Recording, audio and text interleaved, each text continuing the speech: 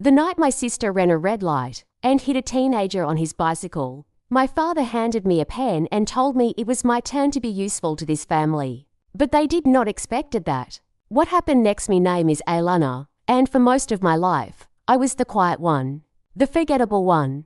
My younger sister, Priya, was the golden child, the one who got the graduation parties, the one whose mistakes were always someone else's fault. I was the daughter who left home at 22, went to law school on scholarships and late-night shifts at a diner, and clawed my way into a career my family never once asked about.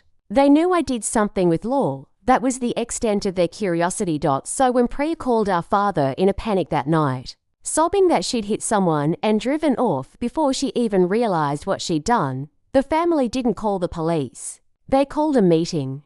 And somehow, by the end of that meeting, sitting at the kitchen table where I'd eaten 1,000 dinners feeling invisible, they decided that I would be the one to walk into a police station and say I was behind the wheel. "You don't have kids depending on you," my mother said. Like that was a small thing to give up. "Priya has a fiancé now, a wedding coming up. You understand, don't you?" I sat there in silence, feeling something crack quietly inside my chest, a sound only I could hear. Have you ever felt so unseen by the people who raised you that their cruelty didn't even feel personal to them? That's what it felt like. Not malice, just math. I was the variable they could afford to lose. My father slid the pen across the table along with a sheet of paper Priya's fiancé had apparently drafted already. A statement claiming I'd borrowed her car. That I panicked, that I was the one who fled the scene. Everything pre-written. Everything decided without me in the room. Even though I was sitting right there, I looked at my sister. She wouldn't meet my eyes. Her hands were shaking, but not with guilt over the boy she'd hit. With fear for herself. "Please, Aylana," she whispered. "You're stronger than me. You always have been." I picked up the pen, and for one terrifying second, I almost signed it. Not because I believed I deserved to carry this, but because some old, exhausted part of me still wanted, just once, to hear my mother say I had done something right.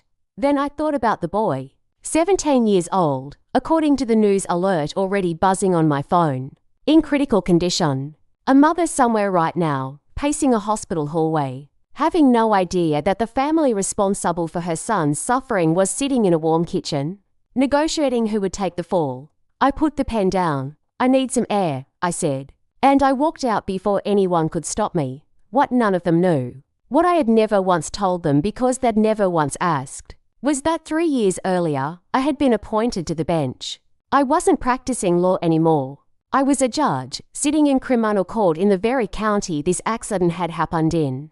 My own family didn't know what I did for a living because they had simply never been curious enough to find out. I sat in my car outside that house for almost an hour. And I want to be honest with you about something most inspirational stories skip over. I wasn't thinking about justice in that moment. I was thinking about how much it hurt that they could ask this of me so easily. That the years I spent making myself small enough to survive in that family had convinced them I would disappear completely if they asked me to. Can you imagine sitting in a car outside your childhood home? Realizing the people inside see you as expendable. I didn't cry. I'd trained myself out of crying a long time ago. I just sat there, hands on the wheel, and made a decision that had nothing to do with revenge and everything to do with who I refused to become. I drove to the hospital. I didn't go in as a judge. I went in as a stranger who needed to know the boy's name. Marcus, 17, a junior in high school who rode his bike to his after-school job every day because his family couldn't afford a second car. His mother, Denise, was in the waiting room, and when I sat down beside her, not saying who I was, just being present, she told me about her son. How he wanted to study engineering. How he'd never missed a shift. How the drive had never even stopped. I want to be clear with you. I didn't tell her who I was that night. I wasn't ready. I just sat with her because somebody needed to, and clearly the family responsible wasn't going to. The next morning, I did the only thing my conscience could live with. I called a colleague, a detective I trusted named Rios, and I gave a full statement, disclosing my relationship to the suspect and formally removing myself from any judicial involvement with the case. I told him everything. The phone call, the pre-written confession, my father's plan, within days, Priya was formally charged with leaving the scene of an accident causing serious injury. And within days, my family learned who I really was, not through some dramatic courtroom reveal, but through a simple background check the prosecutor's office ran as part of standard procedure. My father found out his forgettable daughter had been quietly ruling on cases just like this one for 3 years, while he assumed I filed paperwork somewhere. The confrontation came fast. My mother showed up at my apartment, furious, calling me a traitor, asking how I could do this to my own sister. I let her finish. Then I asked her one question. Would you have asked me to do this if you'd known who I was? She didn't answer. She didn't have to. Her silence told me everything I needed to know about the years I'd spent trying to earn a place at that table. My father tried a different approach.